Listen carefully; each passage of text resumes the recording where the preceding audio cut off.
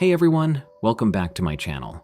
Today we're diving into a topic that's both chilling and unforgettable. 5 terrifying school stories that will leave you questioning what really happens when the bell rings.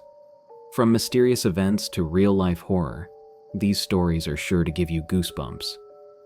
So sit tight, maybe leave the lights on, and let's jump right in. I was a night custodian at an elementary school for a few years. The night of the last day before Thanksgiving break, I was doing my thing, mopping the health room in the office, when the school secretary burst into the school and to her desk and started frantically making phone calls.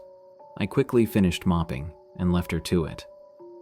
I got an email after a few days stating one of the teachers was in an accident on her way home from school that day. She died a few days later. School resumed after break, but her classroom was decorated with letters and hearts from the students, made all the more haunting because I would only see it at night when the school was quiet. What emotions did the students feel? How many tears were shed, and for how long? I felt the weight of all those emotions sweeping out that classroom every day. Now that I'm a teacher myself, I think about her every Thanksgiving break driving home. I feel excited and relaxed for the upcoming holiday, then immediately become alert and extra vigilant until I get home.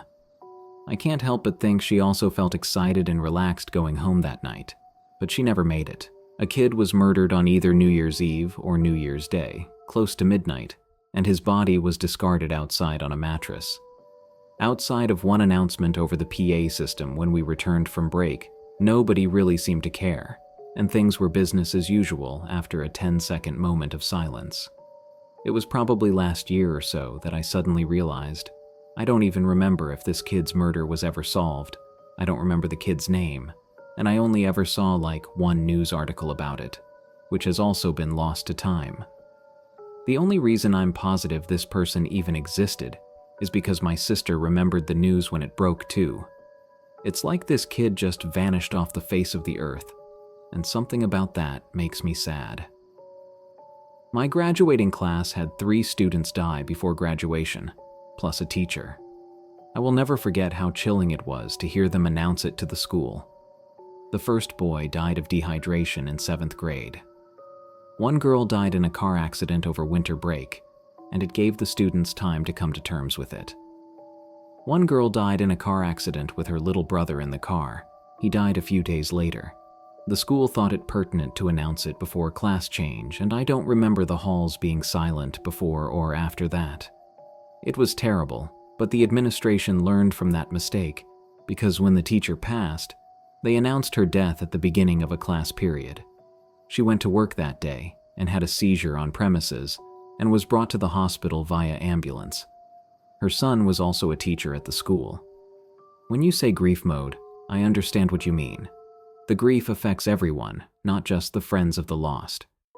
I was not close friends with the deceased, but I knew all of them because it was a small school. I felt so much guilt that one of the girls and I weren't friends. It was horrible. A girl in the grade above mine died on Christmas Day. She was decorating the tree on Christmas Eve and fell off a ladder and banged her head. She thought she was okay but died of internal bleeding later that night. That was 50 years ago, and I still think of her every Christmas Eve. A freshman crawled into his parents' garbage bin, closed the lid, and blew his brains out. He didn't want to leave a mess for them to clean up,